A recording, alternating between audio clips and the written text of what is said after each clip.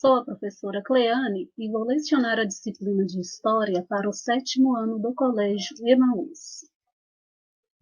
Pessoal, nesta aula nós vamos iniciar um novo capítulo, nós vamos falar sobre a reforma religiosa. Vamos analisar o que quer dizer a palavra reforma. Vem alguma coisa na cabeça de vocês? Vocês já fizeram reforma em casa? Já reformaram uma roupa para usar novamente? Então, o termo reforma, gente, ele vai remeter a algo que vai designar renovação, mudança. Nós já vimos que na Idade Moderna, no início da Idade Moderna, a Europa ela vai passar por intensas transformações. Dentre essas transformações, vão haver mudanças também em relação à Igreja, em relação à Igreja Católica. Então, a palavra reforma vai se aplicar às propostas de mudanças na Igreja Católica no início da Idade Moderna e que vão ser defendidas por membros da própria Igreja. Este movimento reformista, ele vai ficar conhecido, vai resultar na Reforma Protestante.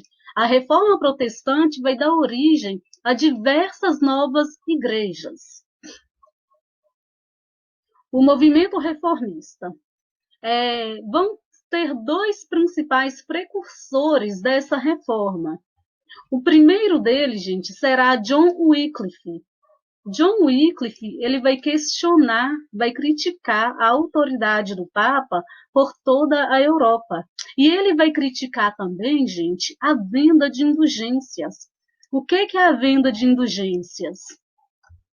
As pessoas elas vão pagar para ter os seus pecados absolvidos. Elas vão pagar para ter o perdão de seus pecados. E essa atitude da igreja vai ser condenada por vários membros, principalmente membros participantes da própria Igreja Católica. John Wycliffe também ele vai defender a formação de uma igreja inglesa, em oposição a toda a supremacia do poder do Papa. Ele vai insistir na autoridade suprema das Sagradas Escrituras, destacando que a opinião da Igreja não substituía a leitura da Bíblia. Ou seja, ele vai entender que a Igreja ela tem que ser imparcial, ela tem que fazer a leitura da Bíblia, tem que se basear nas Escrituras Sagradas. John Hus, com base na proposta de John Wycliffe, ele também vai fazer uma crítica à Igreja Católica. E ele vai falar que ninguém pode representar Cristo ou São Pedro se não os imitasse em seus costumes, se não vivesse como Cristo e como São Pedro. As ideias de Wycliffe e de Hus vão ser assimiladas por muitos cristãos que vão passar a contestar a autoridade do Papa. E muitos cristãos também, gente, em virtude da vida de luxo que o clero vivia, em função de abusos da igreja, vão passar a desconfiar de toda essa autoridade da igreja. Nessa imagem aqui, o que a gente pode ver, né? Nós temos uma pessoa vestida com uma bata, que se assemelha a um religioso, tem um outro aqui que também se assemelha a um religioso, conversando com a figura do rei, né? Aqui a gente vê a montagem de uma fogueira. Que fogueira é essa? Seria uma fogueira para John Hus. John Hus, gente, ele foi queimado vivo em 1415. Quais foram os fatores que levaram a este movimento reformista? Foram vários fatores. Dentre os insatisfeitos com a igreja estavam burgueses, estavam reis, estavam os nobres. Por quê? Diversos fatores contribuíram para o crescimento do movimento reformista durante o século XVI. Descontentamento da burguesia, porque para a igreja, os burgueses, os comerciantes, eles não deviam cobrar juros, eles deviam cobrar um preço justo, um justo preço, e isso afetava a economia desses comerciantes, porque eles cobravam um preço para retirar parte do lucro. E para a igreja, o produto não deveria gerar lucro. Ele deveria ser vendido apenas de acordo com os custos da fabricação. Uma outra questão também são as questões teológicas. Como assim questões teológicas? O entendimento que a igreja vai adotar e que os outros cristãos também vão adotar. Como assim? O homem ele nasce predestinado? Ele já nasce com seu destino marcado? Ou é o homem que define o seu caminho? O homem ele pode conseguir a salvação a partir da crença, a partir da fé, ou não? Ele já nasce condenado. Então, essas questões teológicas também vão ser criticadas. A insatisfação dos reis e dos nobres. No início da Idade Moderna, gente, a Igreja Católica ela era muito rica, ela detinha muitas posses. E isso vai acontecer porque a Igreja ela vai cobrar durante a Idade Média tributos e impostos altíssimos. E esses tributos impostos vão dar à Igreja Católica toda essa riqueza. E a cobrança desses tributos, desses impostos, vão causar muita insatisfação aos reis e aos nobres. A corrupção moral também da Igreja. O que quer dizer isso? O desregramento moral que predominava em parte da hierarquia eclesiástica vai aumentar a descrença da população com relação à Igreja e a seus representantes. Por quê? Cargos eclesiásticos, gente, vão ser vendidos. Ou seja, a pessoa que quer se tornar padre, que quer se tornar bispo, vai pagar para a igreja para ser um membro da igreja. E isso vai ser muito criticado, porque as pessoas, nem todo mundo vai estar preparado para exercer essa função. Mas porque está pagando para a igreja, vai exercê-la. Uma outra prática também muito criticada vai ser a venda de indulgências. Como nós vimos, o que é a venda de indulgências? A igreja, para manter seus luxos, né, o clero, para manter seu padrão de vida, essa vida de luxo, vai cobrar das pessoas, dos fiéis, o pagamento pelo perdão de seus pecados. E isso vai causar muita insatisfação aos fiéis. E também vai haver o comércio das supostas relíquias relacionadas à vida de Jesus ou dos santos, também alvo de críticas dos reformistas, os santos. A reforma de Lutero. Martinho Lutero, gente, ele era um monge católico e ele vai começar a criticar a atuação da igreja. Ele vai criticar a posição da igreja em relação a seu funcionamento. O que ele vai criticar com muita ênfase vai ser a venda de indulgências. Em 1517, ele vai fixar no portal da igreja local um texto com suas 95 teses, em que critica com rigor a troca das penitências por dinheiro. Por conta disso, em 1520, ele vai ser banido pelo Papa, ele vai ser excomungado pelo Papa e banido pelo imperador do Império, do Sacro Império Romano Germânico, o que corresponde hoje à Alemanha. O imperador do Sacro Império Romano Germânico, ele não concordava com essa reforma. Ele se preocupava com o fortalecimento da nobreza. Se a nobreza se fortalecesse, poderia questionar sua atuação enquanto imperador. Os nobres, como ambicionavam apoderar-se das terras da igreja e ampliar seus poderes, eles vão apoiar o reformismo de Lutero. Da mesma forma, os camponeses também, porque assim os camponeses vão se ver livres das obrigações feudais e do pagamento do dízimo. Este aqui é um retrato de Martinho Lutero, produzido por Lucas Cranach, o Velho, em 1529. Retrato do imperador católico Carlos V, feito pelo pintor renascentista Tiziano. Lembrem-se, Renascimento. O imperador do Sacro Império Romano Germânico, gente, ele vai se opor a essas ideias reformistas. Após vários confrontos com esses reformistas, com partidários da reforma, em 1555 vai haver um acordo entre o imperador e os nobres protestantes. Esse acordo vai ficar chamado como Paz de Augsburgo. que é que previa essa paz? Nesse período, nessa época, a Alemanha ela não era um reino unificado. A Alemanha era um conjunto de principados. Cada príncipe vai ter o direito, vai ter o poder de escolher a religião que deseja em suas terras. A doutrina luterana, pessoal, ela vai ter algumas características particulares. Lutero vai assumir algumas concepções de Santo Agostinho, como a da predestinação e a da justificação pela fé. Predestinação é aquela pessoa que já nasce com seu destino marcado, aquela pessoa predestinada. Para os luteranos, a Bíblia era a autêntica base da religião e, portanto, o culto devia reduzir-se à leitura e ao comentário das Sagradas Escrituras. Os luteranos também, gente, eles vão reconhecer apenas 2 dos 7 sacramentos. Eles vão reconhecer apenas o batismo e a Eucaristia.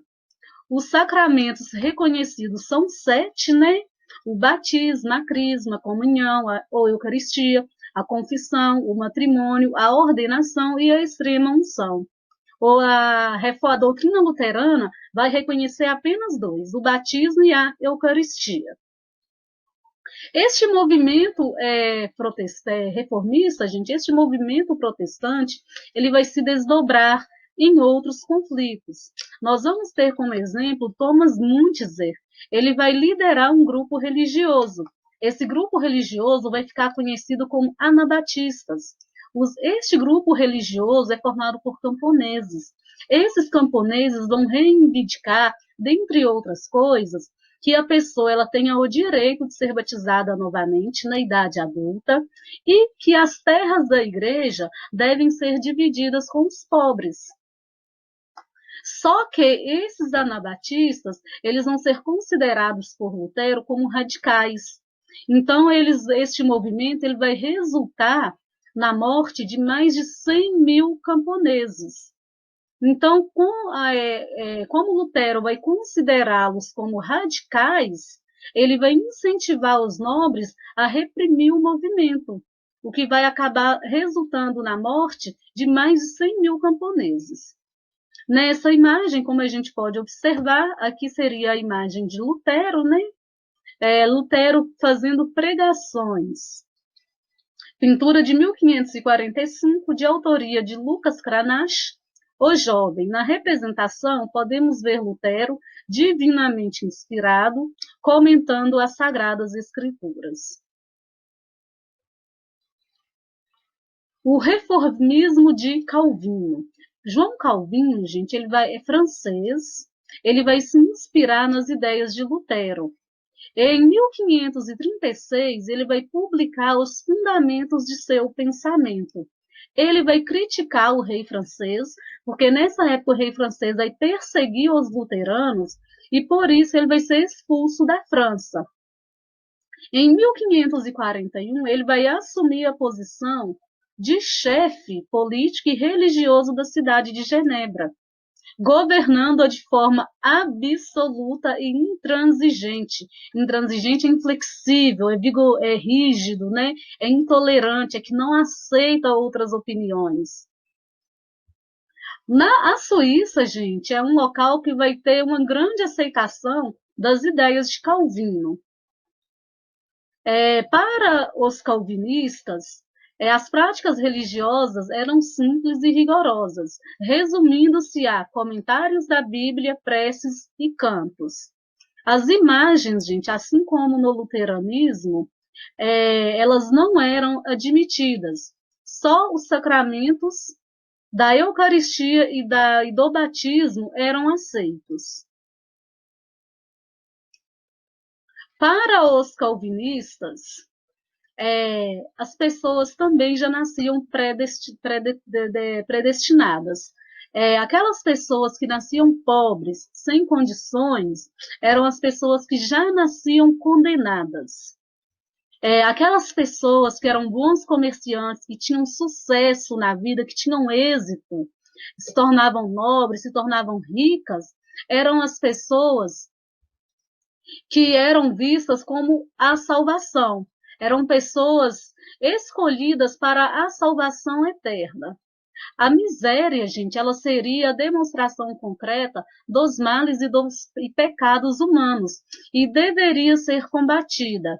Quem não alcançava o sucesso era marginalizado. No reformismo de Lutero, pessoal, pregava, né, a crença, pregava a fé. Os burgueses, no reformismo de Calvino, vão aprovar essa reforma, porque os burgueses, eles vão pensar, né, os burgueses são os comerciantes ricos. Como eles vão alcançar o sucesso econômico, eles vão ser considerados aquelas pessoas escolhidas para a salvação. O calvinismo teve rápido acolhimento nas camadas burguesas europeias. Nessa imagem aqui, nós temos o interior de um templo calvinista na França, no século XVI, em pintura de Jean Percin, de 1565. Na Europa, estes calvinistas, eles vão receber nomes diferentes. Na Inglaterra, eles vão ser chamados de puritanos. E na França, huguenotes. Na Escócia, eles vão ser chamados de presbiterianos, ou seja, vai surgir a igreja presbiteriana, a partir da pregação de John Knox. A igreja presbiteriana organizou-se nos moldes genebrinos, relativa à cidade de Genebra, né? Lembrem-se que Ítalo Calvino ele vai se instalar em Genebra, com base nos conselhos de membros da sociedade, os presbíteros, e não de pessoas voltadas exclusivamente à religião, como no catolicismo. Ou seja, então aqui vai surgir uma outra classe, vai surgir os presbíteros. Nessa imagem, nós temos Calvino discute suas ideias com seguidores em pintura datada de 1549. O reformismo de Henrique VIII. A reforma que vai ser iniciada na Inglaterra, gente, ela vai acontecer pelo próprio rei Henrique VIII. Henrique VIII, ele vai querer se separar de Catarina de Aragão, porque ele vai querer se casar com Ana Bolena. Catarina de Aragão não vai conseguir dar a Henrique VIII um filho homem para herdar o trono. Então ele vai pedir ao Papa Bento II para anular o seu casamento com Catarina de Aragão. Mas o Papa, para que ele possa se casar com Ana Bolena e assim gerar um herdeiro do sexo masculino. Mas o Papa, ele não vai anular o casamento. O Papa, ele é próximo ao rei espanhol. Então, ele não vai anular o casamento da filha do rei espanhol, que no caso vai ser a Catarina de Aragão. Diante disso, e com o apoio do parlamento, Henrique VIII, ele vai, gente, anunciar a submissão do clero católico inglês ao poder do monarca. O que quer dizer isso? Todos os pagamentos de rendas e taxas ao Papa foram abolidos. Henrique VIII ele vai se proclamar o rei da Inglaterra e chefe da igreja. Essa medida vai ficar conhecida como ato de supremacia e vai contar com o apoio do parlamento. A igreja na Inglaterra permaneceu no início muito parecida com a igreja católica, com relação à doutrina e ao cerimonial. Apenas com o reinado de Elizabeth I, filha de Ana Bolena e Henrique VIII, é que a igreja inglesa chamada anglicana se consolidaria como religião de doutrina protestante. Vamos finalizar por aqui, gente, para não ficar muito extensa a aula. Leiam o conteúdo no livro também, se ainda ficaram com dúvidas. Tem algumas atividades para vocês fazerem, algumas atividades complementares, são algumas perguntas sobre o texto, sobre o conteúdo, e também tem os exercícios no livro de história, página 100, tá? Bons estudos para vocês, até a próxima aula e lembrem-se, juntos no caminho certo.